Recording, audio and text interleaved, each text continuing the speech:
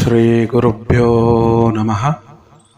ಗುರುಬ್ರಹ್ಮ ಗುರುವಿಷ್ಣು ಗುರುದೇವೋ ಮಹೇಶ್ವರ. ಗುರು ಸಾಕ್ಷಾತ್ ಪರಬ್ರಹ್ಮ ತಸ್ಮೈ ಶ್ರೀ ಗುರುವೇ ನಮಃ. ಹಲವು ಮಾತೇನು ನೀನೊಲಿದು ಪಾದವನಿಟ್ಟ ನೆಲವೇ ಸ್ವಕ್ಷೇತ್ರ, ಜಲವೇ ಪಾವನ ತೀರ್ಥ, ಸುಲಭ ಶ್ರೀ ಗುರುವೇ ಕೃಪೆಯಾಗು. ಪ್ರಾತಸ್ಮರಣೀಯರಾದ ಎಲ್ಲ ಪೂಜ್ಯರಲ್ಲೇ, ಅವಧೂತರಲ್ಲೇ, ಶರಣರಲ್ಲೇ, ಸಂತರಲ್ಲೇ, ಸತ್ಪುರುಷರಲ್ಲೇ, ತಂದೆ ತಾಯಿಯ ಸ್ವರೂಪರಾದ ತಮ್ಮೆಲ್ಲರ ಪಾದಾರವಿಂದಗಳಿಗೆ ಕೋಟಿ ಕೋಟಿ ಪ್ರಣಾಮಗಳನ್ನು ಸಲ್ಲಿಸುತ್ತಾ, ಇವತ್ತಿನ ದಿವಸ ಶಿಶುವಿನ ಹಾಳದ ಶರೀಫಜ್ಜನವರ ಚರಿತ್ರೆಯ ಮುಂದುವರಿದ ಭಾಗವನ್ನು ನಾವು ನೋಡೋಣ. ಈಗಾಗಲೇ ಹೇಳಿರುವ ಹಾಗೆ ಗುರು ಗೋವಿಂದ ಭಟ್ರು ಶರೀಫನನ್ನು ತಮ್ಮ ಶಿಷ್ಯನನ್ನಾಗಿ ಮಾಡಿಕೊಂಡಿದ್ರು. ಶರೀಫಜ್ಜನವರು ಕೂಡ ಗುರು ಗೋವಿಂದ ಭಟ್ರನ್ನು ಕೇವಲ ಗುರುವಾಗಿ ಕಾಣದೆ, ತಂದೆಯಾಗಿ ಕಾಣದೆ, ಗಂಡನ ರೀತಿಯಲ್ಲಿ ಕೂಡ ಅವರು ಸ್ವೀಕಾರ ಮಾಡಿದರು. ತಾನೇ ಸ್ವತಃ ಹೆಂಡತಿ ಗುರುವೇ ನನ್ನ ಗಂಡ, ಗುರುವಿನಕ್ಕಿಂತ ದೊಡ್ಡ ಗಂಡ ಯಾರೂ ಇಲ್ಲ ಅಂಥೇಳಿ ಅವರು ತಿಳ್ಕೊಂಡಿದ್ರು. ಈ ರೀತಿಯಾಗಿ ಗುರು ಶಿಷ್ಯರ ಸಂಬಂಧ ಬಹಳ ಸುಂದರವಾಗಿ ಎಲ್ಲ ಕಳಶ ಮತ್ತು ಶರೀಫರು ಇದ್ದಂತಹ ಊರು ಶಿಶುನಹಾಳ ಸುತ್ತಮುತ್ತಲ ಹಳ್ಳಿಗಳಲ್ಲಿ ಗುರು ಶಿಷ್ಯರ ಸಂಬಂಧದ ಬಗ್ಗೆ ಬಹಳ ಮೆಚ್ಚುಗೆ ವ್ಯಕ್ತಪಡಿಸಿದ್ರು. ಅವರ ಶಕ್ತಿ, ಧ್ಯಾನ, ಯುಕ್ತಿಗಳು, ಯೋಗ, ವಿದ್ವತ್ತು ಇದರೆಲ್ಲದರ ಬಗ್ಗೆ ಜನ ತಿಳ್ಕೊಂಡಿದ್ರು. ಹೀಗಿದ್ದಾಗ ಒಂದು ಸಲ ಗೋವಿಂದ ಭಟ್ರು ಶರೀಫಜ್ಜನವರು ಹೇಳಿದರು, ಶರೀಫ, ಇವತ್ತು ನಾನು ನಿನಗೊಂದು ಹೊಸ ವಿದ್ಯೆಯನ್ನು ಕಲಿಸೋಣಿದ್ದೇನಪ್ಪ, ಅದಕ್ಕೆ ಶುಚಿರ್ಭೂತನಾಗಿ ನೀನು ಬರಬೇಕು ಅಂಥೇಳಿ ಆಜ್ಞೆ ಮಾಡಿದರು. ಯಾವಾಗಲೂ ಕಳಸಕ್ಕೆ ಬಂದಂತಹ ಶರೀಫರು ಊಟೋಪಚಾರಕ್ಕೆ ಗುರುವಿನ ಮನೆಯಲ್ಲಿ ಎಲ್ಲ ವ್ಯವಸ್ಥೆಯನ್ನು ಮಾಡಿಕೊಂಡಿದ್ರು. ಆದರೆ ಸ್ನಾನ ಕರ್ಮಾದಿಗಳಿಗೆ ದೂರದಲ್ಲಿರುವಂತಹ ಒಂದು ಬಾವಿ ಇತ್ತು. ಆ ಬಾವಿಗೆ ಹೋಗಿ ಸ್ನಾನ ಮುಗಿಸ್ಕೊಂಡು ಅವರು ಪೂಜೆಗೆ ಬೇಕಾದಂತಹ ಹೂ ಪತ್ರೆಗಳನ್ನು ಎಲ್ಲ ತಗೊಂಡು ಅವರು ದಿನಾಲು ಬರ್ತಿದ್ರು. ಹೀಗಿದ್ದಾಗ ದಿನ ಇದನ್ನ ಕೆಲಸ ತಪ್ಪದೇ ಮಾಡೋರು. ಆದರೂ ಇವತ್ತು ಗುರು ಏನು ಹೇಳಾನ, ವಿಶೇಷವಾದ ಜ್ಞಾನವನ್ನು ಕೊಡ್ತೀನಿ ತಂದಾನ. ನಾನು ಶುಚಿರ್ಭೂತ ಆಗಿ ಬರಬೇಕು, ಸ್ನಾನ ಮಾಡಿ ಬರಬೇಕು ಅಂಥೇಳಿ ಭಾಳ ದೂರದು ಬಾವಿ ನಡ್ಕೋಂತ ಹೋದರು. ಕಳಿಸ್ಬಿಟ್ಟು ದೂರ ಇತ್ತದು. ನಡ್ಕೊಂತ ಹೋದರು. ಆ ಬಾವಿ ಏನಪ್ಪಾ ಅಂತಂದ್ರೆ 2-3 ಊರುಗಳಿಗೆ ಅದೊಂದೇ ದೊಡ್ಡ ಬಾವಿ. ಸಾಕಷ್ಟು ಜನ ನೀರಿನ ವ್ಯವಸ್ಥೆ ಅನುಕೂಲ ಇಲ್ಲದೇ ಇರೋರು ಆ ಬಾವಿಯಿಂದ ನೀರು ಒಯ್ತಿದ್ರು. ಆ ಬಾವಿಗೆ ಶರೀಫರು ಸ್ನಾನಕ್ಕೆ ಅಂತ ಹೋಗ್ತಿದ್ರು. ಹೀಗಿದ್ದಾಗ ಯಥಾ ಪ್ರಕಾರ ಶರೀಫರು ಏನು ಮಾಡಿದ್ರು, ಆ ಬಾವಿಗೆ ಸ್ನಾನ ಮಾಡಬೇಕು ಅಂಥೇಳಿ ಹೋದರು. ಬೆಳಗಿನ ಪ್ರಾತಃ ಕಾಲದ ಸಮಯ ಅದು.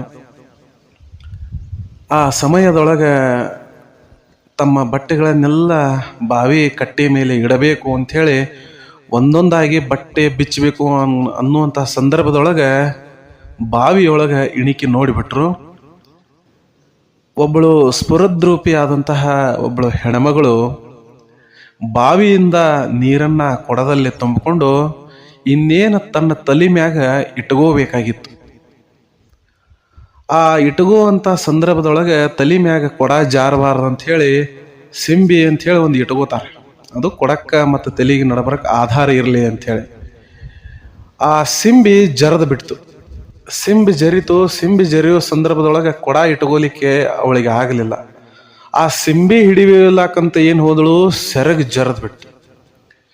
ಯಾವಾಗ ಆ ಹೆಣ್ಣು ಮಗಳ ಸೆರಗು ಜರಿತಲ್ಲ, ಆ ಸಂದರ್ಭದೊಳಗೆ ನೋಡ್ರಿ, ಎಂತಹ ಗುರುವಿನ ಸಂಗಡ ಇದ್ದಂತಹ ಶಿಷ್ಯ ಇದ್ದರೂ ಕೂಡ ಆ ಶಿಷ್ಯನ ಮನಸ್ಸು ಅಂದ್ರೆ ಶರೀಫರ ಮನಸ್ಸು ಆ ಮಹಿಳೆ ಮೇಲೆ ಆಯ್ತು.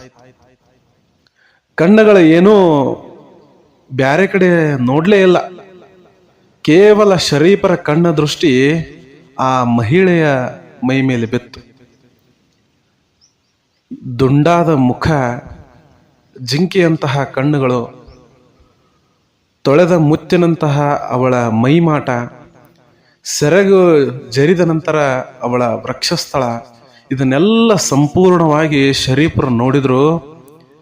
ಶರೀಫರು ನೋಡಿದ್ದೇ ತಡ ಅವರ ಮನಸ್ಸಿನೊಳಗೆ ನಾನು ಈ ಸಿದ್ಧಿಗಾಗಿ ನಾನೇನಪ್ಪ ಅಂತಂದ್ರೆ ಸ್ನಾನ ಮಾಡಿ ಹೋಗಬೇಕಾಗಿತ್ತು, ಗುರು ನನಗೆ ಹೇಳ್ಯಾರು, ಶುಚಿರ್ಭೂತನಾಗಿ ಬಾ ಅಂತ ಹೇಳ್ಯಾರು ಅನ್ನೋದ್ರ ಪರಿವೇ ಇವರಿಗೆ ಮರೆತು ಹೋಯ್ತು. ತಾವು ಸ್ನಾನಕ್ಕೆಂದು ಬಂದೀವಿ ಅನ್ನೋದನ್ನು ಕೂಡ ಇದನ್ನು ಮರೆತು ಬಿಟ್ರು ಅವರು. ಆ ಶರೀಫರ ಮನಸ್ಸಿನಲ್ಲಿ ಈ ಮಹಿಳೆಯ ಮೇಲೆ ಮೋಹ ಹುಟ್ಟಿತು, ಆಸೆ ಹುಟ್ಟಿತು. ಆಸೆ ಹುಟ್ಟಿತು.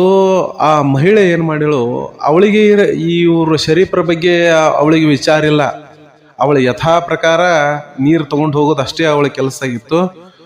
ಅವಳು ಆ ಶಿಂಬಿ ಏನು ತಲೆಮ್ಯಾಗಿಂದ ಇತ್ತಲ್ಲ ಅದನ್ನು ಮತ್ತೆ ಸರಿಯಾಗಿ ಮಾಡಿಕೊಂಡು ಕೊಡ ತಲೆಮ್ಯಾಗ ಇಟ್ಕೊಂಡು ತನ್ನ ಸೆರಗು ಸರಿ ಮಾಡಿಕೊಂಡು ಅವಳು ಒಂದೊಂದ ಕಟ್ಟಿಯನ್ನ ಮೇಲೇರಿ ಬರ್ತಾ ಬರ್ತಾ ಬರ್ತಾ ಮೇಲೇರಿ ಬಂದಂಗ ಶರೀಫರ ಅವರು ಮನಸ್ಸಿನೊಳಗ ಮೋಹದ ಕಟ್ಟೆಯನ್ನ ಒಂದೊಂದು ಏರಿದಂಗ ಆಗ್ಲಿಕ್ಕತ್ತಿತ್ತು.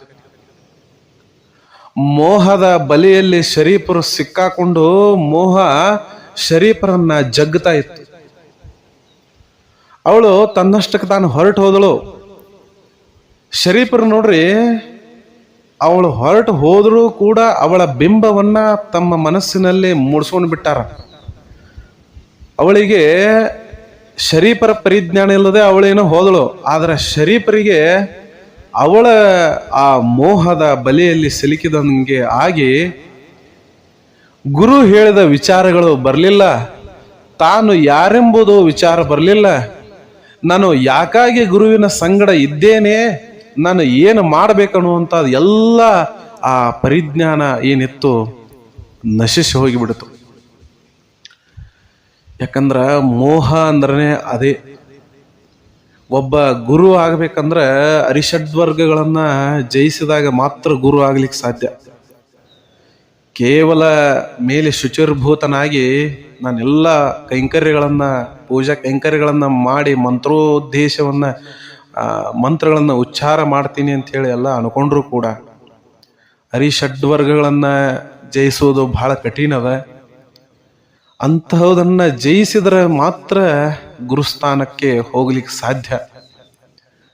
ಅದನ್ನ ಸುಲಭವಾಗಿಯೂ ಕೂಡ ಜಯಿಸಲು ಯಾರಿಂದಲೂ ಸಾಧ್ಯ ಆಗುವುದಿಲ್ಲ. ಅದಕ್ಕೆ ಬಹಳ ಕಠಿಣ ಪರಿಶ್ರಮ ಬೇಕು, ನಿಶ್ಚಲವಾದ ಭಕ್ತಿ ಇರಬೇಕು, ಗುರುವಿನ ಆಶೀರ್ವಾದ ಇರಬೇಕು, ಪರಮಾತ್ಮನಲ್ಲಿ ಏಕ ಮಾತ್ರ ಸಂಕಲ್ಪ ಇರಬೇಕು, ಮತ್ಯಾವುದರ ಪರಿವು ಇರಬಾರದು. ಅಂದಾಗ ಮಾತ್ರ ಕಾಮ, ಕ್ರೋಧ, ಲೋಭ, ಮೋಹ, ಮದ, ಮತ್ಸರ ಎಂಬಂತಹ ಈ ಅಂಶಗಳನ್ನ ಜಯಿಸಲಿಕ್ಕೆ ಸಾಧ್ಯ. ಅಂತ ಶರೀಫರಿಗೆ ಕೂಡ ಮೋಹ ನೋಡ್ರಿ ಹೆಂಗ ಬೆನ್ ಹತ್ತಿತ್ತು. ಹೀಗಿದ್ದಾಗ ಎಲ್ಲೋ ಪಕ್ಕದಲ್ಲಿರುವಂತಹ ಗದ್ದೆಯಲ್ಲಿ ಒಬ್ಬಳು ಹೆಣ್ಮಗಳು ಕಸ ತೆಗಿಲಕತ್ತಾಳ. ಜೋಳ ಹಾಕಿರುವಂತಹ ಹೊಲದೊಳಗೆ ಕಸ ತೆಗಿಲಕತ್ತಾಳ. ಆದ್ರೆ ಯಾವುದೋ ಒಂದು ಬೀಡಾಡಿ ದನ ಬಂದು ಆ ಜೋಳದ ದಂಟಿಗೆ ಬಾಯಿ ಹಾಕ್ಯದ. ಆ ಹೆಣ್ಮಗಳು ಚೀರ್ಲಿಕತ್ತಾಳ ತನ್ನ ಗಂಡಗ, ಏನ್ರಿ ಬರ್ರಿ ಇಲ್ಲೇ, ಯಾವುದೋ ಒಂದು ಬಿಡಾಡಿ ದನ ಬಂದು ನಮ್ಮ ಹೊಲದೊಳಗಿನ ಜೋಳಕ್ಕೆ ಬಾಯಿ ಹಾಕೈತಿ ಅಂಥೇಳಿ ಆ ಹೆಣ್ಮಗಳು ಚೀರ್ಲಿಕತ್ತಾಳ. ಆ ಹೆಣ್ಮಗಳ ಚೀರಾಟ ಶರೀಫರ ಕಿವಿ ಮ್ಯಾಗ ಬಿತ್ತು. ಯಾವಾಗ ಶರೀಫರ ಕಿವಿ ಮ್ಯಾಗ ಈ ಚೀರಾಟ ಬಿತ್ತು ಏನು ಅಂತ ಹೇಳಿ ಹೊಳ್ಳಿ ತಿರುಗಿ ನೋಡ್ತಾರ, ಆಕೆಯ ಗಂಡ ಒಂದು ದೊಡ್ಡ ಬಾರ್ಕೋಲು ತಗೊಂಡು ಬಂದು, ಬಾರ್ಕೋಲು ಅಂತ ಹೇಳಿ ಕರೀತಾರ, ಬಾರ್ಕೋಲು ತಗೊಂಡು ಬಂದು ಆ ಬೀಡಾಡಿ ದನ ಏನು ಬಂದಿತ್ತಲ್ರಿ ಅದರ ಡುಬ್ಬದ ಮ್ಯಾಗ ಹಿಂಗ ಬಡದಲ್ಲ, ಆ ದನದ ಮೈ ಮ್ಯಾಗಿನ ತೊಗಲು ಸುಲಿಬೇಕು ಆ ರೀತಿಯಾಗಿ ಬಡದ. ಕೇವಲ ಯಕ್ಕಶ್ಚಿತ ಒಂದು ಜೋಳದ ದಂಟ, ಒಂದು ಜೋಳದ ಗಿಡ, ಅದನ್ನ ತಿಂದಂತಹ ದನಕ್ಕ ಆ ರೀತಿ ಬಡದ. ಶರೀಫ್ರು ಇದನ್ನೇನು ನೋಡಿದ್ರು ತತ್ಕ್ಷಣದಾಗ ತಾವು ಮಾಡಿರುವಂತಹ ತಪ್ಪಿನ ಅರಿವಾಯ್ತು. ಎಂತಹ ದೊಡ್ಡ ತಪ್ಪು ಮಾಡಿಬಿಟ್ನಿ, ಯಾರ್ದೋ ಹೊಲದೊಳಗೆ ನುಗ್ಗಿರುವಂತ ಕೇವಲ ಒಂದು ಜೋಳದ ಗಿಡ ತಿಂದಿತ್ತು ಆ ದನ. ಅದಕ್ಕೆ ಇಷ್ಟು ಬಾರಕೋಲುಗಳು. ನಾನೆಂತಹ ಪಾಪಿ, ಯಾರದೋ ಮನೆಯ ಹೆಣ್ಣು ಮಗಳ ಮೇಲೆ ನಾನು ಮೋಹಿಸಿಬಿಟ್ನಲ್ಲ. ಈ ಹೆಣ್ಣು ಮಗಳು ಯಾರದೋ ಒಬ್ಬರಿಗೆ ಮಗಳು, ಮತ್ಯಾರಿಗೋ ಒಬ್ಬರಿಗೆ ಏನಪ್ಪಾ ಅಂದ್ರ ತಂಗಿ, ಮತ್ಯಾರದೋ ಒಬ್ಬರಿಗೆ ಅಕ್ಕ, ಮತ್ಯಾರದೋ ಒಬ್ಬರಿಗೆ ಏನಪ್ಪಾ ಅಂತಂದ್ರ ಹೆಂಡತಿ. ಹೀಗಿದ್ದಾಗ ಪರರ ವಸ್ತು ಮ್ಯಾಗ ನಾನು ಕಣ್ಣು ಹಾಕಬಾರದಾಗಿತ್ತು. ಎಂತಹ ದೊಡ್ಡ ತಪ್ಪಾಯಿತು. ನನಗೆ ಎಂತಹ ಬಾರ ಕೋಲದಿಂದ ನನಗೆ ಶಿಕ್ಷೆ ಆಗಬೇಕು ಅಂತ ಹೇಳಿ ಅವರ ಮನಸ್ಸಿನೊಳಗ ಪಶ್ಚಾತ್ತಾಪದ ಅಲೆಗಳ ಎಳ್ಳಿಕತ್ತು. ಶರೀಫ್ರಿಗೆ ಒಂದು ರೀತಿ ಹೆಂಗಾಯ್ತು ಅಂತಂದ್ರೆ ಬರಸಿಡಿಲು ಬಡದು ಬಿಡ್ತು. ಇಷ್ಟು ದಿವಸ ನಾನು ಮಾಡಿದ್ದಾದ್ರೂ ಏನು, ಇನ್ನು ಮಾಡಬೇಕಾಗಿದ್ದು ಏನು, ಯಾವುದೂ ನನಗೆ ಅರ್ಥ ಆಗದೆ ಹೋಯ್ತಲ್ಲ.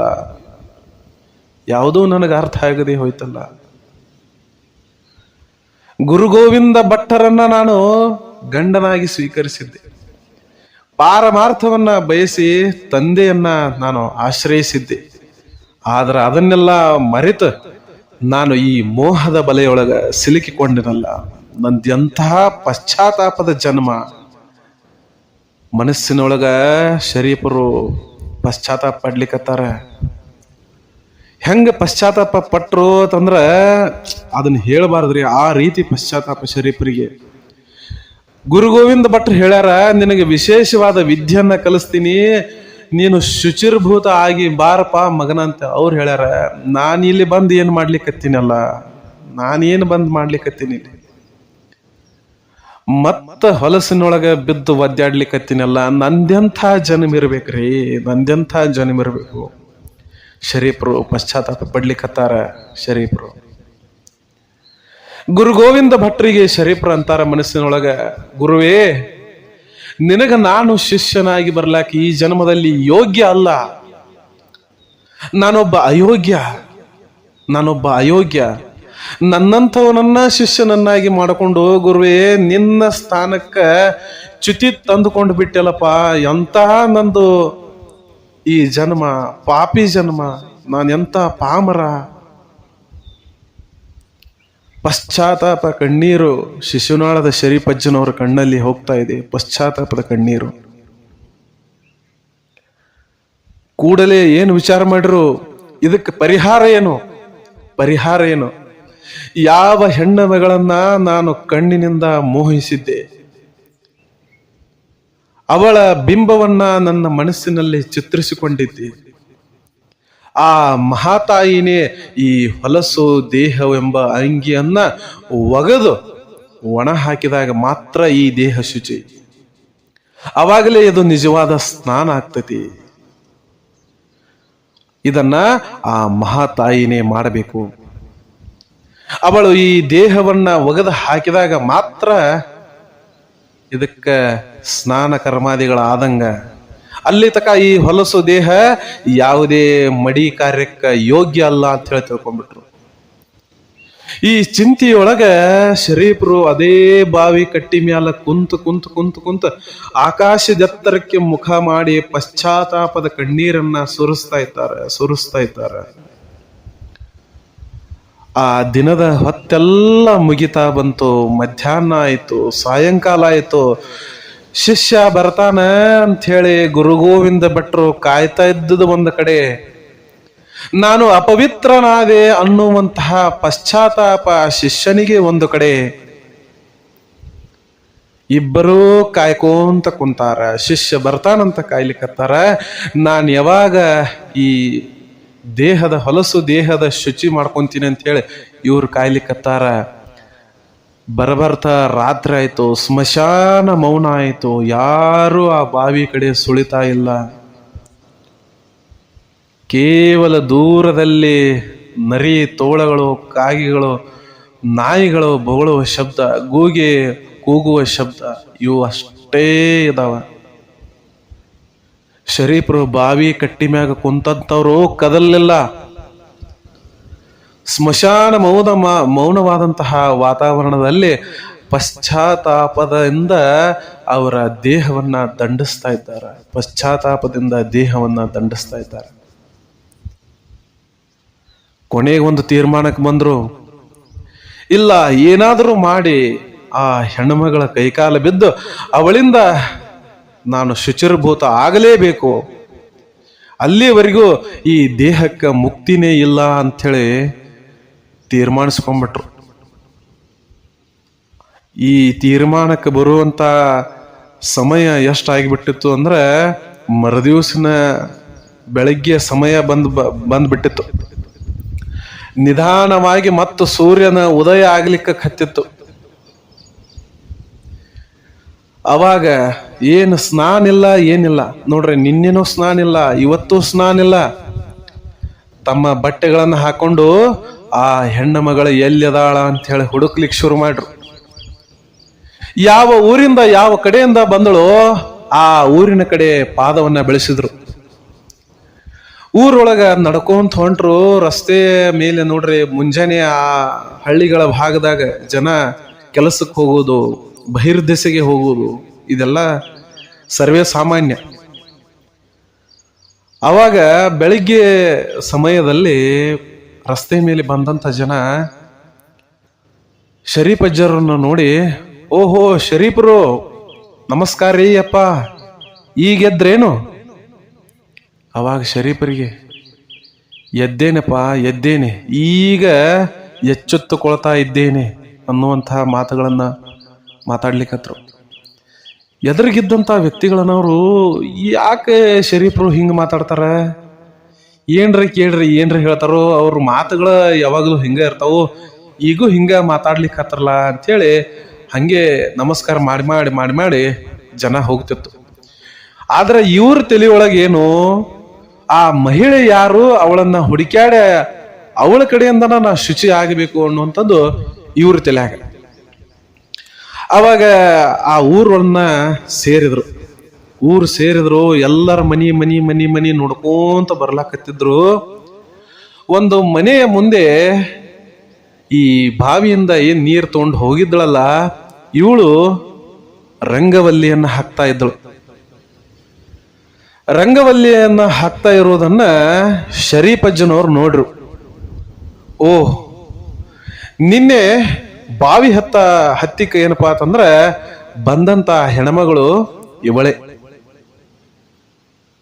ಇವಳಿಂದನ ನನಗ ಏನಪ್ಪಾ ಅಂತಂದ್ರೆ ಮುಕ್ತಿ ಅಂಥೇಳಿ ಶರೀಫ್ ಅಜ್ಜನವ್ರು ಇವ್ರ ಮನಿ ಮುಂದೆ ಬರ್ಲಿಕ್ಕೆ ಹತ್ರು. ಅವಾಗ ನೋಡ್ರಿ, ಆ ಹೆಣ್ಮಗಳು ಏನ್ ಮಾಡ್ಲು, ಯಾರೋ ನಮ್ಮ ಮನಿ ಹತ್ರಕ್ಕೆ ಬರ್ಲಾಕತ್ತಾರಲ್ಲ ಅಂಥೇಳಿ ಅವಳಿಗೆ ಅನಿಸ್ತು. ಇವ್ರು ಯಾರು ಅಂತ ಗೊತ್ತಿಲ್ಲ, ಯಾರೋ ನಮ್ಮ ಮನಿ ಹತ್ತಿಕ್ಕೆ ಪರಪುರುಷ ಬರ್ಲಿಕ್ಕತ್ತಾನ. ಅವಾಗ ನಾನಿಲ್ಲಿರೋದು ಸೂಕ್ತ ಅಲ್ಲ ಅಂತ ತಿಳ್ಕೊಂಡು ರಂಗವಲ್ಲಿ ಏನು ಹಾಕ್ತಾ ಇದ್ದಳು, ರಂಗೋಲಿ ಏನು ಹಾಕ್ತಾ ಇದ್ದಳು, ಅದನ್ನ ಅರ್ಧಕ್ಕ ನಿಲ್ಲಿಸಿ ಎದ್ದು ಒಳಗೆ ಹೋದಳು. ಒಳಗೆ ಮಾವ ಇದ್ದಾನ. ಮಾವಗೆ ಹೇಳ್ತಾ ಇದ್ದಾಳ, ಮಾವರ ಯಾರೋ ನಮ್ಮ ಮನಿ ಕಡೆ ಬರ್ಲಿಕ್ಕತ್ತಾರ ನೋಡ್ರಿ. ಅವಾಗ ಮಾವ ಅಲ್ಲೇ ಕುರ್ಚಿ ಮ್ಯಾಗ ಕುಂತಿದ್ದ. ಸ್ವಲ್ಪ ಬಾಗಿಲಲ್ಲಿ ಬಗ್ಗಿ ನೋಡಿದ, ಯಾರಿರಬಹುದು ಅಂತ ಹೇಳಿ ನೋಡಿದ್ರಿ ಶರೀಫರು.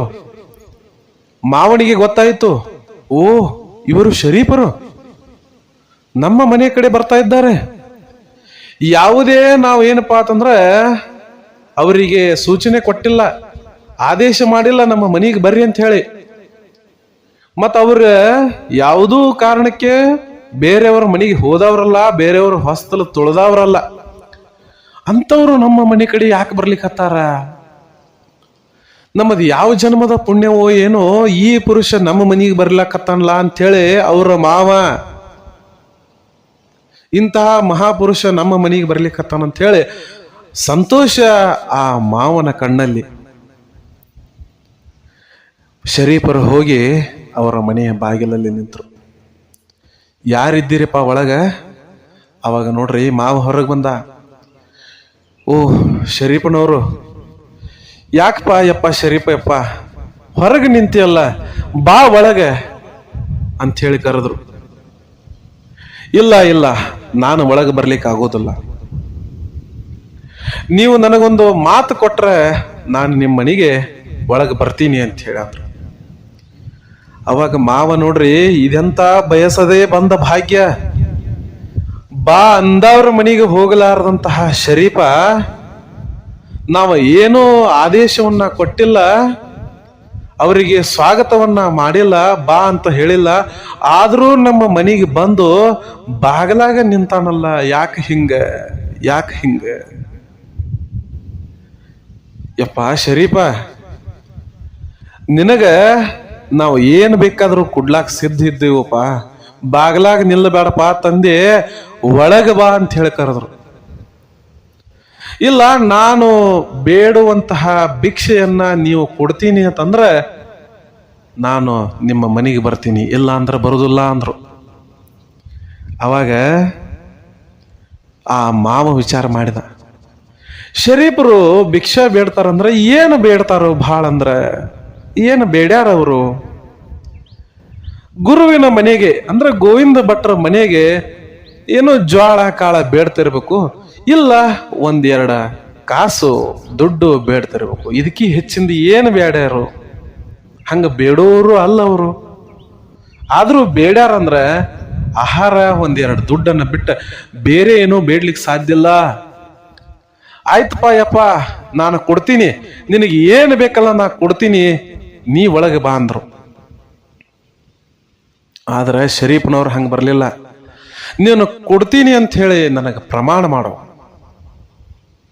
ಕೊಡ್ತೀನಿ ಅಂತ ಪ್ರಮಾಣ ಅಂದಾಗ ಅವರ ಮಾವ ಹಿಂದೆ ನೋಡ್ಲಿಲ್ಲ, ಮುಂದೆ ನೋಡ್ಲಿಲ್ಲ, ಯಾವ ವಿಚಾರ ಇಲ್ದ, ಆಯ್ತು ನಾನು ಪ್ರಮಾಣ ಮಾಡೇ ಹೇಳ್ತೀನಿ, ನೀನು ಒಳಗೆ ಬಾ ತಂದೆ ಅಂತ ಹೇಳಿ ಆ ಶರೀಫರ ಕೈ ಮ್ಯಾಗ ತನ್ನ ಕೈ ಇಟ್ಟ ಪ್ರಮಾಣ ಮಾಡಿದ. ಶರೀಫ್ ಅಜ್ಜನವ್ರು ಒಳಗೆ ಬಂದ್ರು. ಬಾಯಪ್ಪ ಕೊಂಡು ಕೊಂಡು. ಯಾಕೆಪ್ಪ ಬೆಳಿಗ್ಗೆ ನನ್ನಂತಹ ಪಾಮರ ಮನೆಗೆ ನಿನ್ನಂತಹ ಮಹಾಪುರುಷ ಬರ್ಲಿಕ್ಕೆ ಕಾರಣ ಆದ್ರೂ ಏನು? ಯಾವ ಭಿಕ್ಷೆಯನ್ನ ನಾನು ನಿನಗೆ ನೀಡ್ಲಿ? ನಿನ್ನಂತಹ ಮಹಾಪುರುಷ ಭಿಕ್ಷೆ ಬೇಡ್ತಾನಂದ್ರ ನನ್ನ ನಾಲಿಗೆಯನ್ನ ಕತ್ತರಿಸಿ ನಿನ್ನ ಪಾದ ಮ್ಯಾಗ ಇಡ್ತೀನಪ್ಪ ತಂದೆ ಅಂತ ಹೇಳಿ ಮಾವ ಎಷ್ಟು ಸಹೃದಯದಿಂದ ಹೇಳಲಿಕ್ಕತ್ತಾನ ನೋಡ್ರಿ. ಅದೆಂತಹ ಭಕ್ತಿ ಇರಬೇಕು. ಶರೀಫರ ಜಾತಿ ಯಾವುದು, ಗುರು ಗೋವಿಂದರ ಭಟ್ರ ಜಾತಿ ಯಾವುದು, ಇವರ ಜಾತಿ ಯಾವುದು, ಅದ್ಯಾವುದೂ ಸಂಬಂಧವಿಲ್ಲ. ಭಕ್ತಿಗೆ ಯಾವ ಜಾತಿ ಇರ್ತದ್ರಿ? ಭಕ್ತಿಗೆ ಯಾವ ಜಾತಿ?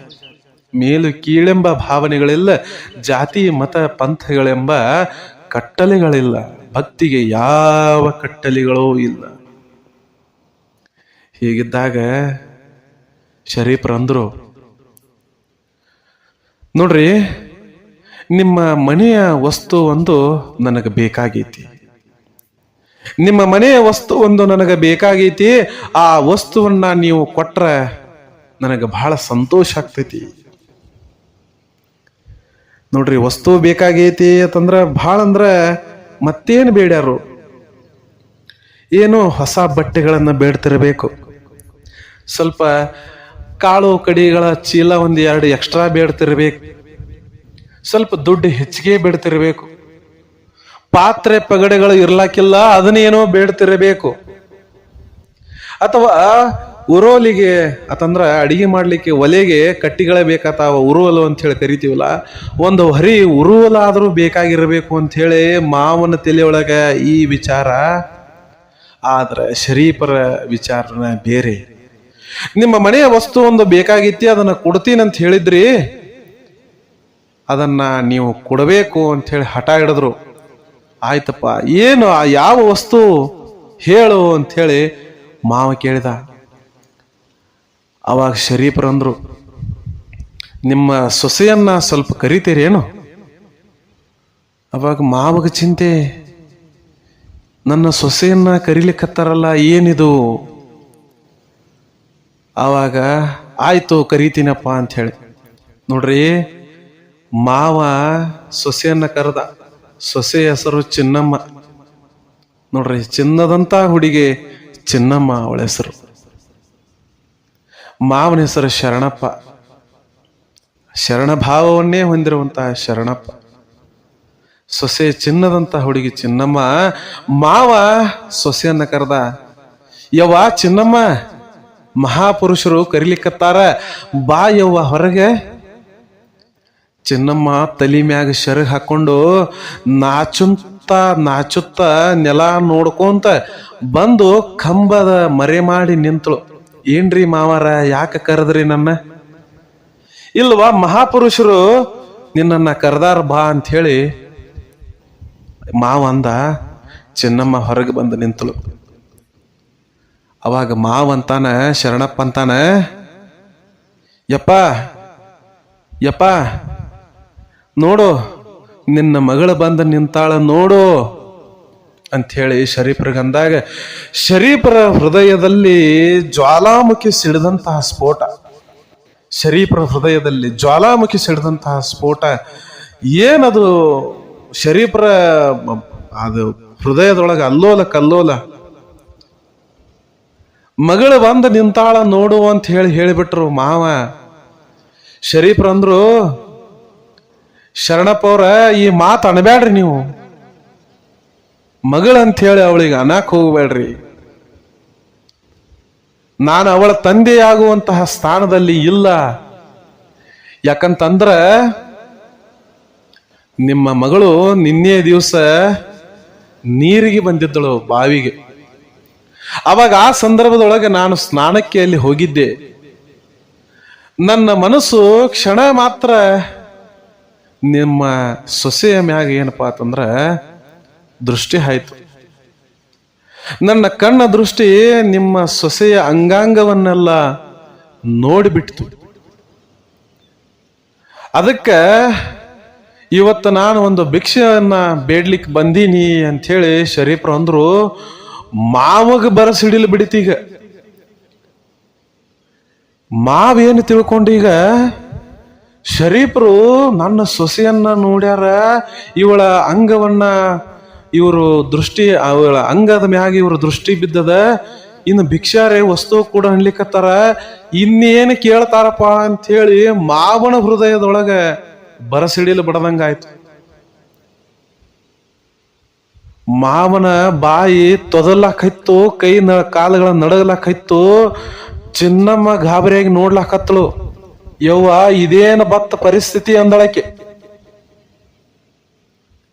ಆವಾಗ ಮಾವಂದ, ಯಪ್ಪ ಏನು ನಿನ್ನಂತಹ ಮಹಾಪುರುಷನ ಬಾಯಿಯಲ್ಲಿ ಇಂತಹ ಮಾತು? ಇನ್ಯಾವ ಭಿಕ್ಷೆ ನನಗ ಕೂಡಂತ ಕೇಳ್ತೀಯಪ್ಪ ನೀ? ಅಂದ್ರೆ ಏನು ಕೇಳ್ತಾನೋ ಏನೋ, ಯಾಕಂದ್ರೆ ಈಗಾಗಲೇ ಪ್ರಮಾಣ ಬೇರೆ ಮಾಡಿಬಿಟ್ಟಾನ ಮಾವ, ಇನ್ನೇನು ಕೇಳ್ತಾನೋ ಏನೋ ಅಂದಂಗ. ಅವಾಗ ಶರೀಫ್ರಂದ್ರು, ಶರಣಪ್ಪ ಅವ್ರ, ಗಾಬರಿ ಆಗ್ಬೇಡ್ರಿ ಯವ್ವ, ತಾಯಿ ನೀನು ಗಾಬರಿ ಆಗ್ಬೇಡವಾ ಯವ್ವ, ಗಾಬರಿ ಆಗ್ಬೇಡ. ಶರೀಫ್ರ ಆ ಕಡೆ ನೋಡ್ರು. ಎಣ್ಣೆ ಉಂಡಂತಹ ಬಾರ್ಕೋಲು, ತೊಗಲಿನ ಬಾರ್ಕೋಲು, ದನಗಳಿಗೆ ಹೊಡೆಯುವಂತ ಬಾರ್ಕೋಲು ಅವ್ರ ಮನ್ಯಾಗ ಜೋತ್ ಬಿಟ್ಟಿದ್ರು. ಶರೀಫರು, ಅಗೋ ಅಲ್ಲಿ ನೋಡು, ಅಲ್ಲೊಂದು ಬಾರ್ಕೋಲ್ ಐತಿ, ಅದನ್ನ ತಗೋ ಚಿನ್ನಮ್ಮ, ಆ ಬಾರ್ಕೋಲ್ ತಗೋ, ಮಹಾತಾಯಿ ಆ ಬಾರ್ಕೋಲ್ ತಗೋ. ನಿನ್ನ ತೋಳಿನೊಳಗ ಎಷ್ಟು ಶಕ್ತಿ ಐತೋ ಅಷ್ಟು ಶಕ್ತಿಯನ್ನೆಲ್ಲ ಉಪಯೋಗಿಸಿಕೊಂಡು ನನ್ನ ಮೈಯ ಬಾಸುಂಡೆ ಬರುವಂಗ, ನನ್ನ ತೊಗಲ ಹರದ ರಕ್ತ ಚಿಮ್ಮುವಂಗ ನನಗ ಹೊಡಿ ತಾಯಿ ಅಂತ ಹೇಳಿ ಅವಳ ಕಾಲ ಮ್ಯಾಗ ಶಿಶುನಾಳದ ಶರೀಫಜ್ಜನವ್ರು ಬಿದ್ರಲ್ರಿ. ಅದು ಎಂಥ ಸನ್ನಿವೇಶ ಇರಬೇಕು, ಅದೆಂಥ ಸನ್ನಿವೇಶ ಇರಬೇಕು. ನನ್ನ ತೊಗಲ ಹರದ ಮೈಯೊಳಗಿನ ರಕ್ತ ಚಿಮ್ಮಿ ಬರುವ ತಕ ನಿನ್ನ ರಟ್ಟಿಯೊಳಗ ಎಷ್ಟು ಶಕ್ತಿ ಐತಲ್ಲ, ಆ ಶಕ್ತಿಯನ್ನೆಲ್ಲ ಉಪಯೋಗಿಸಿ ನನಗ ಹೊಡಿತಾಯಿ ಅಂದ್ರು. ಮಾವನ ಮನಸ್ಸು ಹಗರು ಒಂದು ಕಡೆ ಆಗಿತ್ತು, ಅಷ್ಟೇ ದುಃಖ ಒಂದು ಕಡೆ ಆಗ್ಲಿಕ್ಕಿತ್ತು. ಅಯ್ಯಯ್ಯೋ, ಇಂಥ ಸಣ್ಣ ವಿಚಾರಕ್ಕಾಗಿ ಇಂಥ ದೊಡ್ಡ ಶಿಕ್ಷೆಯನ್ನ ಬಯಸಿ ನಮ್ಮ ಮನೆಗೆ ಯಾಕೆ ಬಂದಿಪಾಯಪ್ಪ ನೀನು? ಅವಾಗ ಶರೀಫಜ್ಜನವ್ರಂದ್ರು, ನಿನಗೆ ಸಣ್ಣ ಶಿಕ್ಷೆ ಶರಣಪ್ಪ, ಸಣ್ಣ ಸನ್ನಿವೇಶ, ಆದ್ರೆ ಇದು ನನಗೆ ಬಹಳ ದೊಡ್ಡ ಆಘಾತ, ಇದು ನನಗೆ ಬಹಳ ದೊಡ್ಡ ತಪ್ಪು. ಇಂತಹ ತಪ್ಪಿಗೆ ಪ್ರಾಯಶ್ಚಿತ ನಿನ್ನ ಸೊಸಿನ ಮಾಡಬೇಕು. ಈ ಹೊಲಸು ತುಂಬಿದ ದೇಹ ಮನಸ್ಸುಗಳನ್ನ ಅವಳೇ ಅದನ್ನ ಶಿಕ್ಷಿಸಿ ಒಗೆದು ಹಾಕಿ ಮಡಿ ಮಾಡಿ ಅದೇ ಸ್ನಾನ ಅಂತ ಹೇಳಿ ನಾನು ತಿಳ್ಕೊಂಡು ಹೋಗ್ಬೇಕು. ಅವಾಗಲೇ ನಾನು ಪವಿತ್ರ, ಇರ್ಲಿಲ್ಲಂದ್ರ ನಾನು ಅಯೋಗ್ಯ, ಅಪವಿತ್ರ ಅಂತ ಹೇಳಿ ಶರೀಫಜ್ಜನವ್ರಂದ್ರು. ಕಂಬದ ಮರೆಯಲ್ಲಿ ನಿನ್ನ ತಮ್ಮ ಚಿನ್ನಮ್ಮಗ ಎಷ್ಟು ದುಃಖ ಉಕ್ಕಿ ಬಂತು, ಎಷ್ಟು ದುಃಖ ಉಕ್ಕಿ ಬಂತು.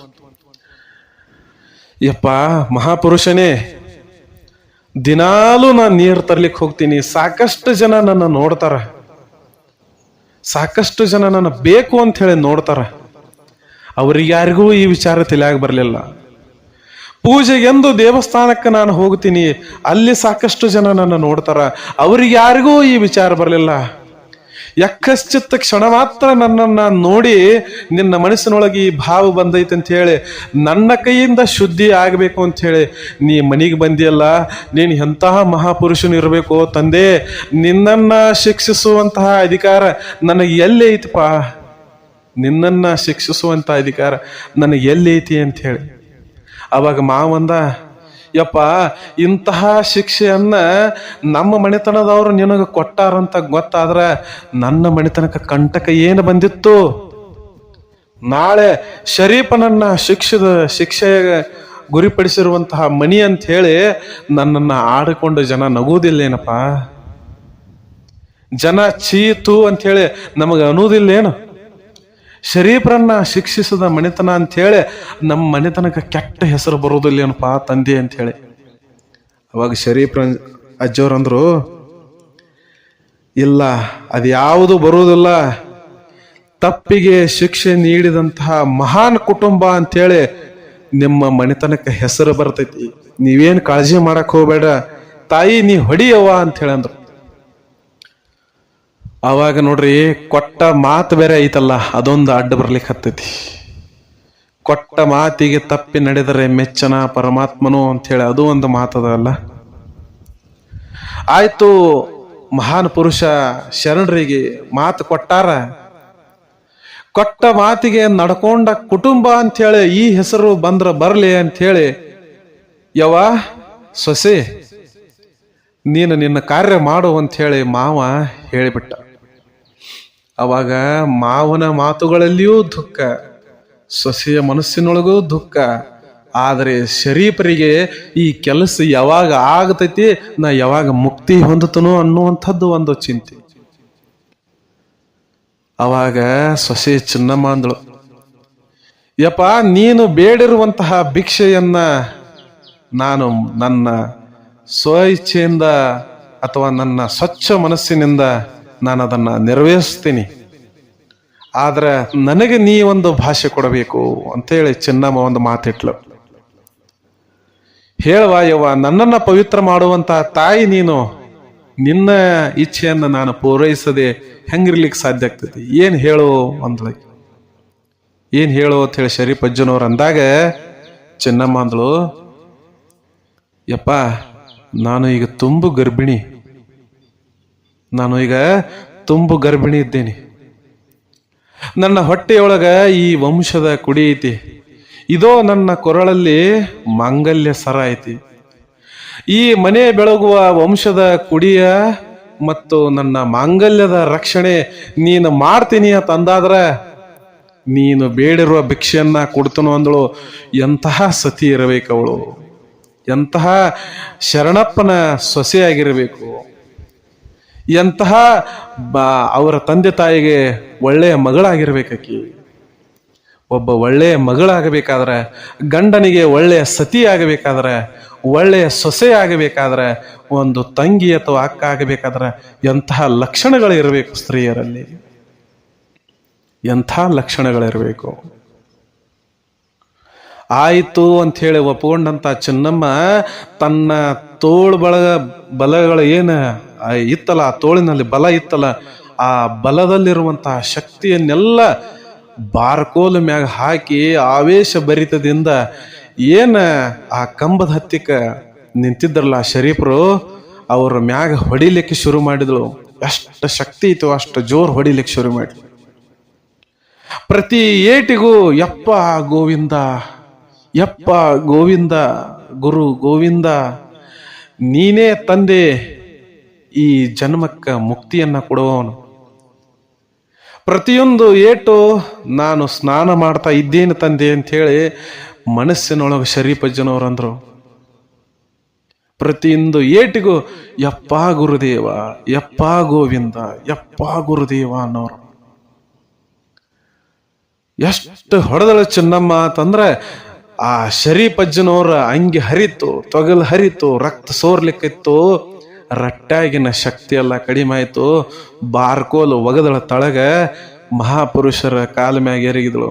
ಯಪ್ಪ, ನಿನಗ ತೃಪ್ತಿ ಆಗುವಂಗ ಭಿಕ್ಷೆ ನೀಡಿನಿ, ನಿನಗೆ ಎಷ್ಟು ಬೇಕಷ್ಟ ಏನಪ್ಪಾ ಅಂದ್ರ ಉಂಡು ಬಿಡು ಅಂದ್ಬಿಟ್ರು. ನೋಡ್ರಿ ಎಂಥ ಭಿಕ್ಷೆ ಬೇಡ್ತಾರ್ರಿ ಶರಣರು, ಎಂಥ ಭಿಕ್ಷೆ ಬೇಡ್ತಾರ. ಸುಮ್ಮ ಆಗ್ಯಾರೇನ್ರಿ ಮಹಾಪುರುಷರವರೆಲ್ಲ ಈ ಭೂಮಿ ಮ್ಯಾಗ? ಸುಮ್ಮ ಆಗ್ಯಾರೇನು? ನಾವೆಲ್ಲ ಮಾತಾಡ್ತೀವೋ, ಅವ್ರ ಕತಿ ಕೇಳ್ತೀವೋ, ಮತ್ತೊಂದೇನೋ ಮಾಡ್ತೀವೋ, ಆದ್ರೆ ನಮಗೆಲ್ಲ ಹಂಗ ಆಗ್ಲಿಕ್ಕೆ ಸಾಧ್ಯವೇ? ನಮಗೆಲ್ಲ ಹಂಗ ಆಗ್ಲಿಕ್ಕೆ ಸಾಧ್ಯ ಏನು? ಸಾಧ್ಯ ಇಲ್ಲ. ಅನ್ಕೊಂಡಂಗ ಜೀವನ ನಡ್ಸಕ್ ಸಾಧ್ಯ ಇಲ್ರಿ, ಸಾಧ್ಯ ಇಲ್ಲ. ತಾನೊಂದು ಬಗೆದರೆ ದೈವ ಒಂದು ಬಗೆದೀತು. ಶರೀಫರ ಆ ಸ್ನಾನ ನಿಜವಾದ ಸ್ನಾನ ಆಗಿತ್ತು. ಶರೀಫರ ಬೆನ್ನ ಮ್ಯಾಗ ಬಿದ್ದಂತಹ ಎಲ್ಲ ಏಟುಗಳು ಗುರು ಗೋವಿಂದ ಭಟ್ರು ಏನು ನೋಡ್ಕೊಂತ ಕುಂತಿದ್ರು. ಶಿಷ್ಯ ಬರಬೇಕಾಗಿತ್ತು. ಒಂದು ದಿವಸ ಕಳೆದು ಹೋಗಿದೆ, ಮರುದಿವಸ ಆಗಿದೆ, ಆದ್ರೂ ಶಿಷ್ಯ ಬಂದಿಲ್ಲ. ವಿಪರ್ಯಾಸ ಏನು ಗೊತ್ತದೇನು? ಶರೀಫರ ಮ್ಯಾಗ ಬಿದ್ದಂತಹ ಏಟುಗಳು ಕೂಡ ಗುರು ಗೋವಿಂದ ಭಟ್ರ ಮ್ಯಾಗ ಬಿದ್ದಿತ್ತು. ಗುರು ಗೋವಿಂದ ಭಟ್ರ ಮ್ಯಾಗ ಬಿದ್ದಿತ್ತು ಏಟುಗಳು. ಗುರು ಗೋವಿಂದ್ರ ಮೈ ಬಾಸುಂಡೆ ಬಂದಿತ್ತು. ಬಾರಕೋಲ್ ಏಟಿಗೆ ಮೈ ಬಾಸುಂಡೆ ಬಂದಿತ್ತು. ಗೋವಿಂದ ಭಟ್ರು ಇಲ್ಲಿ ಚೀರ್ತಾ ಇದ್ರಂತ ಮನ್ಯಾಗ, ಲಕ್ಷ್ಮಿ ಲಕ್ಷ್ಮಿ ಲಕ್ಷ್ಮಿ ಅಂತ ಹೇಳಿ. ಯಾವ ಲಕ್ಷ್ಮಿ? ಹೆಂಡತಿ ಲಕ್ಷ್ಮಿ. ಲಕ್ಷ್ಮಿ ಓಡೋಳಿ ಬಂದಳು. ಏನ್ರಿ, ಏನಾಗ್ಲಿಕ್ಕತ್ತದ? ಯಾಕೆ ಚೀರ್ಲಿಕ್ಕತ್ತೀರಿ? ಏನಿಲ್ಲ, ನನ್ನ ಮಗ ಕಷ್ಟ ಪಡ್ಲಿಕ್ಕತ್ತಾನ. ಅಲ್ಲಿ ನನ್ನ ಮಗ ಕಷ್ಟ ಪಡ್ಲಿಕ್ಕತ್ತಾನ. ನನ್ನ ಮಗಗ ಹೊಡಿಲಿಕ್ಕತ್ತಾರ, ನನ್ನ ಮಗಗ ಹೊಡಿಲಿಕ್ಕತ್ತಾರ. ಬೇಗ ಬೇಗ ಏನಪ್ಪಾ ಅಂತಂದ್ರ ಪೂಜಾ ಸಾಮಗ್ರಿಗಳನ್ನ ತಗೊಂಡ್ ಬಾ, ಗಂಧ ತೇಲಕ್ ಶ್ರೀಗಂಧ ಕಟ್ಟಿಗೆ ಸಾಣಿಕಲ್ ತಗೊಂಡ್ ಬಾ, ಹೂ ತಗೊಂಡ್ ಬಾ ಅಂತ ಹೇಳಿ ಹೆಂಡತಿ ಒದರ್ಲಕತ್ತಾರ ಗೋವಿಂದ ಭಟ್ರು. ಹೆಂಡತಿ ಅಂದಳು, ಅಲ್ರಿ ನೀವ್ ಇನ್ನ ಸ್ನಾನ ಮಾಡಿಲ್ಲ. ಸ್ನಾನ ಮಾಡಲ್ದ ಎಂದೂ ಪೂಜೆ ಮಾಡಿದವ್ರ ಅಲ್ಲ, ಗಂಧ ಬೇಡಿದವ್ರಲ್ಲ, ಹೂ ಬೇಡಿದವ್ರಲ್ಲ. ಯಾಕೆ ಬೇಡ್ಲಾಕತ್ತೀರಿ? ಯಾಕೆ ಬೇಡ್ಲಾಕತ್ತೀರಿ? ಲಕ್ಷ್ಮಿ, ನಿನಗೆ ತಿಳಿಯುದಿಲ್ಲ, ತಗೊಂಡ ಬಾ, ಇವತ್ತ ನಿಜವಾದ ಸ್ನಾನ ಆಗೈತಿ, ತಗೊಂಡ ಬಾ ಅಂದ್ರು. ಲಕ್ಷ್ಮಿ ಆಯ್ತಂತ ಹೇಳಿ ಶ್ರೀಗಂಧದ ಕಟ್ಟಿಗೆ ಮತ್ತು ಸಾಣಿಕಲ್ಲ, ಗಂಧ ತೇವು ಕಲ್ಲ ತಂದಿಟ್ಟಳು. ಗುರು ಗೋವಿಂದ ಭಟ್ರು ನೋಡ್ರಿ, ಒಂದಿಲ್ಲ ಎರಡಿಲ್ಲ, ಗಂಧ ಹೆಂಗ ತೇಲಕತ್ರು ಅಂತಂದ್ರ ಒಂದು ದೊಡ್ಡ ಪಾತ್ರೆ ತುಂಬಾ ಗಂಧ ಬರಬೇಕು. ಆ ರೀತಿ ಚಕ್ರ ತಿರುಗಿದಂಗ ತಿರುಗಿಸ್ಲಾಕತ್ರು ಸಾಣಿಕಲ್ಲ ಮ್ಯಾಗ ಗಂಧ. ಎಷ್ಟು ಗಂಧ ತೇದ್ರಿ? ಗಂಧ ಒಂದು ದೊಡ್ಡ ಪಾತ್ರೆ ತುಂಬುವಂಗ ಗಂಧ ತೇದ್ರು. ಹೂವ ಮತ್ತು ಪತ್ರಿ, ಗಂಧ, ಅರಿಶಿನ, ಕುಂಕುಮ ಎಲ್ಲ ತಗೊಂಡು ಲಗ ಲಗ ಲಗ ಲಗ ಲಗ ಓಡ್ಲಾಕತ್ರು. ಹೆಣ್ಸಂತಾಳ, ರೀ ನಿಲ್ರಿ, ಯಾಕೆ ಹಿಂಗ್ಯಾಕೆ ಸರಿಯಾಗಿ ಮಡಿ ಉಟ್ಕೊಂಡಿಲ್ಲ, ಪೂಜಾ ಕೈಂಕರ್ಯಗಳೆಲ್ಲ ಸಾಮಾನೆಲ್ಲ ತಗೊಂಡು ಎಲ್ಲಿ ಓಡಿ ಹೊಂಟಿರಿ ತಂದಾಗ, ನನ್ನ ಮಗ ಅಲ್ಲಿ ಅದಾನ, ನನ್ನ ಮಗ ಸ್ನಾನ ಆಗೈತಿ, ನಾ ಅಲ್ಲಿ ಹೋಗ್ಬೇಕು ಅಂತ ಹೇಳಿ ಗುರು ಗೋವಿಂದ ಬಿಟ್ರು ಕಳಿಸ್ಬಿಟ್ಟು ಓಡ್ತಿದ್ರಲ್ರಿ. ರಸ್ತೆ ಜನ ಎಲ್ಲ ನೋಡ್ತಿತ್ತು. ಇವ ಎಂಥ ಗುರು ಇರಬೇಕು, ಅವ ಎಂಥ ಶಿಷ್ಯ ಇರಬೇಕು, ಗುರು ಹೆಂಗಿರಬೇಕು, ಶಿಷ್ಯ ಹೆಂಗಿರಬೇಕು ಅಂತ ಹೇಳಿ ಇವರೆಲ್ಲ ತೋರಿಸ್ಕೊಟ್ಟು ಹೋದ್ರಲ್ಲ. ಅವ್ರಂಗ ನಾವು ಆಗುದಿಲ್ಲ. ಕೇವಲ ಎಕ್ಕಚ್ಚಿತ ಅವರ ಪಾದದ ಧೂಳೆ ಆದ್ರನ ನಮಗ ಜೀವನ ಪಾವನ ಆಯ್ತು ನೋಡ್ರಿ. ಅವರ ಪಾದದ ಧೂಳಾದ್ರೂ ನಮ್ಮ ಜೀವನ ಪಾವನ. ಎಂಥ ಗುರು ಶಿಷ್ಯರಿದ್ರು. ಗುರು ಗೋವಿಂದ ಭಟ್ಟ ಓಡ್ಕೊಂತ ಹೋದ್ರು. ಅವ್ರ ಮನಿಗೆ ಗೊತ್ತಿತ್ತು. ಓಡ್ಕೊಂತ ಹೋಗಿ ಮನ್ಯಾಗ ಹೋಗಿ ನೋಡ್ತಾರ, ಶಿಷ್ಯನ ಚರ್ಮ ಹರಿದ ರಕ್ತ ಸೋರ್ಲಾಯ್ತಿ. ಗುರುವೇ ಗುರುವೇ ಗುರುವೇ ಗುರುವೇ ಬಡಬಡಿಸ್ತಾ ಇದ್ದಾನೆ ಶರೀಫ. ಮೈ ಮ್ಯಾಗಿನ ಬಟ್ಟೆ ಎಲ್ಲ ಹರಿದು ತೆಗೆದು ಬಿಟ್ರು ಗುರು ಗೋವಿಂದ ಭಟ್ರು. ಏನು ಗಂಧ ತಂದಿದ್ರಲ್ಲ, ಗಂಧವನ್ನ ಶಿಷ್ಯನ ಮೈಗೆಲ್ಲ ಗಂಧ ಒರೆಸಿಬಿಟ್ರು. ಶರೀಫ, ಎಂತಹ ದೊಡ್ಡ ಶಿಕ್ಷೆಯನ್ನು ಅನುಭವಿಸಿದೆಯಲ್ಲೋ ನೀನು, ಎಂತಹ ದೊಡ್ಡ ಶಿಕ್ಷೆ ಅನುಭವಿಸಿದೆ. ಯಕ್ಕಶ್ಚಿತ ಒಂದು ಸಣ್ಣ ಕೆಲಸ, ಒಂದು ದೃಷ್ಟಿ ಹಾಸಿದ್ದೆ ಪರಸ್ತ್ರೀ ಮ್ಯಾಗ, ಒಂದು ಮೋಹದ ಅಲೆ ನಿನ್ನಲ್ಲಿ ಎದ್ದಿತ್ತು ಅಷ್ಟೇ, ಅದಕ್ಕಿಷ್ಟು ದೊಡ್ಡ ಶಿಕ್ಷೆ ಯಾಕೆ ಅನುಭವಿಸಿಬಿಟ್ಟೆವು ಅಂತ ಹೇಳಿ ಗುರು ಅಂದ್ರು. ಶರೀಫ್ ಅಂದ್ರು. ಅವಾಗ ಶರೀಫರು ಅಂದ್ರು, ಯಪ್ಪ, ಸ್ನಾನ ಮಾಡ್ಕೊಂಡು ಬಾ ಅಂತ ಹೇಳಿದ್ದಿ, ಆದ್ರೆ ಅದು ನಿಜವಾದ ಸ್ನಾನ ನಂದು ಆಗಲಿಲ್ಲ. ಈಗ ಮಹಾತಾಯಿ ದೇಹವನ್ನ ಒಗದು ಹಾಕ್ಯಾಳ, ಈಗ ಮಹಾತಾಯಿ ದೇಹವನ್ನ ಒಗದು ಹಾಕ್ಯಾಳ. ಈಗ ಇದು ಸ್ವಚ್ಛ ಆತು, ಈಗಿದು ಸ್ವಚ್ಛ ಆತು. ಅದಕ್ಕೆ ನಾ ಈ ದೇಹ ಸ್ವಚ್ಛ ಆಗಲ್ದ ನಿನ್ನ ಹತ್ತಿಗೆ ಬರ್ಲೇರಿ ಹೆಂಗ ತಂದೆ? ಸ್ವಚ್ಛವಿಲ್ಲದ ದೇಹವನ್ನ ಇಟ್ಕೊಂಡು, ಮನಸ್ಸನ್ನ ಇಟ್ಕೊಂಡು ನಿನ್ನ ಹತ್ತಿಗೆ ಹೆಂಗ ಬರಲಿ ತಂದೆ, ಹೆಂಗ ಬರಲಿ ನಾ ಅಂತ ಶರೀಫ್ರ ಕೇಳಿದ್ರು. ಎಷ್ಟು ಹುಚ್ಚಿದ್ದೀವೋ, ಎಷ್ಟು ಹುಚ್ಚಿದ್ದೀವೋ, ಹಿಂಗ ಮಾಡ್ಕೋಬಾರ್ದಾಗಿತ್ತು ಶರೀಫ ಅಂತ ಹೇಳಿ ಇವರು. ಯಪ್ಪ, ನಾ ಭಾಳ ದೊಡ್ಡ ತಪ್ಪು ಮಾಡೀನಿ ನೋಡು, ಯಪ್ಪ, ನಾ ಭಾಳ ದೊಡ್ಡ ತಪ್ಪು ಮಾಡೀನಿ, ನನ್ನ ತಪ್ಪನ್ನ ನೀನು ಕ್ಷಮಿಸ್ತಿ ಏನು ಅಂತ ಹೇಳಿ ಶಿಷ್ಯ ಕೇಳ್ತಾ ಇದ್ದಾನ. ಗುರು ಅಂದ್ರು, ನಾನೇನು ನಿನ್ನ ಕ್ಷಮಿಸೋದು, ನಾನೇನು ನಿನ್ನ ಕ್ಷಮಿಸೋದು, ನಿನ್ನ ಇಂಥ ಶುಚಿರ್ಭೂತನಾಗಿ ಬರ್ತಿ ಅಂತ ಹೇಳಿ ನಾ ಕನಸು ಮನಸ್ಸಿನಾಗ ಅನ್ಕೊಂಡಿರ್ಲಿಲ್ಲೋ, ಇಷ್ಟು ಶುಚಿರ್ಭೂತನಾಗಿ ಬರ್ತಿ ಅಂತ ಹೇಳಿ ನಾ ಕನಸು ಮನಸ್ಸಿನಾಗ ಅನ್ಕೊಂಡಿರ್ಲಿಲ್ಲ. ನಿನ್ನಂತಹ ಮಗ ನನಗೆ ಸಿಕ್ಕಾನಲ್ಲ, ನಾನು ಏನಪ್ಪಾ ಅಂತಂದ್ರ ಪುಣ್ಯವಾನ, ನಾನು ಪುಣ್ಯವಂತ ಅಂಥೇಳಿ ಗುರು ಗೋವಿಂದ ಭಟ್ರಂದ್ರು. ಗುರು ಶಿಷ್ಯರ ಪ್ರೀತಿಯನ್ನ ನೋಡಿ ಆ ಮನೆಯೊಳಗಿನ ಮಹಾತಾಯಿ ಚಿನ್ನಮ್ಮ, ಶರಣಪ್ಪ ಗರಿತವಾಗಿ ಅವ್ರು ನಿಂತುಕೊಂಡು ಬಿಟ್ಟಾರ. ಏನಾದ್ರೂ ಒಂದು ಮಾತಾಡ್ರೆ ಎಲ್ಲೋ ಅಚಾತುರ್ಯ ಆತತೇನೋ ಅಂದಂಗ ಬಾಯಿ ಮುಚ್ಕೊಂಡು ಸುಮ್ಮ ನಿಂತು ಬಿಟ್ಟಾರ. ಅವರೆಲ್ಲ ಮೂಕ ಪ್ರೇಕ್ಷಕರಾಗಿ. ಎಂತಹ ಗುರು ಶಿಷ್ಯರ ಸಂಬಂಧ ನೋಡ್ರಿ ಇದು, ಎಂತಹ ಗುರು ಶಿಷ್ಯರ ಸಂಬಂಧ. ಪವಿತ್ರತೆಯ ಪಾಠ ಹೆಂಗ ನಡಿತೈತಿ ಅನ್ನೋದು ನೋಡ್ರಿ, ಹೆಂಗ ನಡಿತೈತಿ. ಸನ್ನಿವೇಶಗಳು ಹೆಂಗ ಬರ್ತಾವ. ಶರಣರಿಗೆ ಇಂಥ ಸನ್ನಿವೇಶಗಳು ಎಂದೂ ಬಿಟ್ಟಿಲ್ಲ. ಯಾವಾಗಲೂ ಇಂಥ ಪರೀಕ್ಷೆಗಳು ಬಹಳ ಬರ್ತಿದ್ವು ಅವರಿಗೆ. ಯಾರು ಪರೀಕ್ಷೆಯನ್ನ ಜಯಿಸ್ತಿದ್ರು ಅವರು ಒಂದ ಕಟ್ಟಿ ಮ್ಯಾಗ ಇರ್ತಿದ್ರು. ಪರೀಕ್ಷೆಯಲ್ಲಿ ಫೇಲ್ ಆದವರು ದಪ್ಪತ್ ಹೇಳಿ ಪಾತಾಳಕ್ಕೆ ಬೀಳ್ತಿದ್ರು. ಇಂತಹ ಗುರು ಶಿಷ್ಯರ ಸಂಬಂಧ ಶರೀಫ್ರಂತಹ ಮಹಾಪುರುಷ ನಮ್ಮ ಕರ್ನಾಟಕ ಭಾಗದೊಳಗೆ ಇದ್ದು ಹೋಗ್ಯಾನ ಅಂತಂದ್ರ ಅದು ಎಂತಹ ನಮ್ಮ ಕರ್ನಾಟಕ, ಎಂತಹ ಭರತ ಭೂಮಿ. ಇಂತಹ ನೆಲದಲ್ಲಿ ಹುಟ್ಟಿರುವಂಥ ನಾವು ಧನ್ಯರು. ಇಂತಹ ಶರೀಫಜ್ಜನವರಿಗೆ, ಗುರು ಗೋವಿಂದ ಭಟ್ರಿಗೆ ಕೋಟಿ ಪ್ರಣಾಮಗಳನ್ನು ಸಲ್ಲಿಸುತ್ತಾ ಮತ್ತೊಂದು ಇವರ ಚರಿತ್ರೆಯನ್ನ ನಿಮ್ಮ ಮುಂದೆ ನಾನು ತರ್ತೀನಿ. ಅಲ್ಲಿಯವರೆಗೂ ತಮಗೆಲ್ಲರಿಗೂ ಒಳ್ಳೆಯದಾಗಲಿ. ಸರ್ವೇ ಜನಃ ಸುಖಿನೋ ಭವಂತು, ಸಕಲ ಸನ್ಮಂಗಳಾನಿ ಭವಂತು. ನಮಸ್ಕಾರ.